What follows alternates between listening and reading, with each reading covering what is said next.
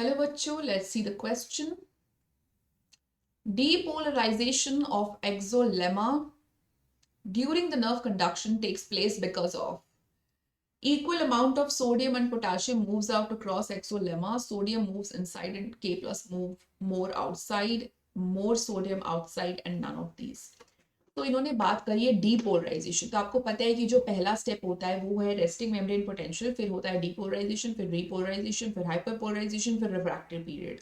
तो हम इसको एक बार ग्राफ से देख लेते हैं, इजी पड़ेगा।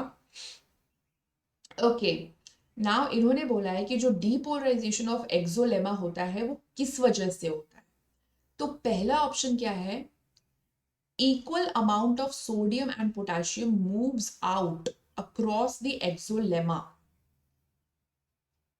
No. Why? Because depolarization में होता क्या है, depolarization में सोडियम चैनल ओपन हो जाती हैं एंड जब सोडियम चैनल्स ओपन अप होती हैं तो सोडियम इनफ्लक्स स्टार्ट हो जाता है। क्यों? क्योंकि बाहर यानी एक्स्ट्रा सेलुलर में सोडियम ज्यादा होता है। क्यों सोडियम ज्यादा होता है? क्योंकि 3 सोडियम आउटसाइड 2 पोटेशियम इनसाइड, ये पंप है ना, सोडियम पोटेशियम पंप एक्टिवेटेड रहता है इसके पिछले वाले स्टेप में।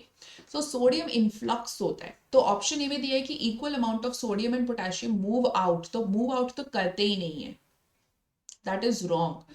ऑप्शन बी में दिया है sodium moves inside, yes there will be a sodium influx, that's true, and potassium moves more outside. अब पोटेशियम मूव आउटसाइड हो रहा है कि नहीं हो रहा है उस पर हम बाद में आते हैं। पहली बात तो हम पहला जो स्टेटमेंट है, मतलब पहला पार्ट, इसको हम सही कर देते हैं। ऑप्शन सी देखते हैं, मोर सोडियम आउटसाइड।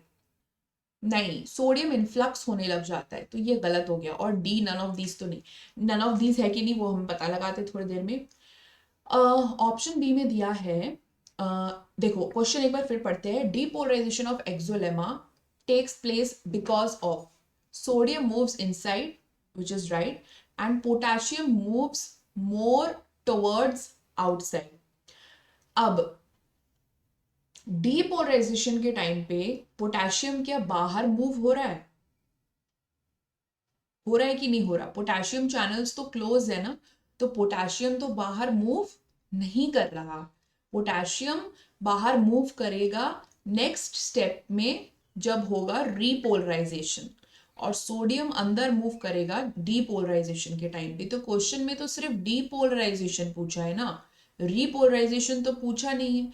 तो एक्चुअली यहाँ पे राइट आंसर होना चाहिए था sodium moves inside and potassium वैसे का वैसा ही रहेगा। पोटेशियम बाहर की तरफ मूव नहीं हो रहा है क्योंकि पोटेशियम चैनल क्लोज है। इनफैक्ट अगर सोडियम पोटेशियम पंप एक्टिवेटेड है तो पोटेशियम तो अंदर की तरफ ही आ रहा है।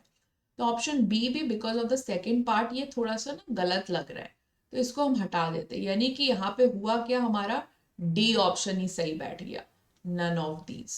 Okay, so best of luck.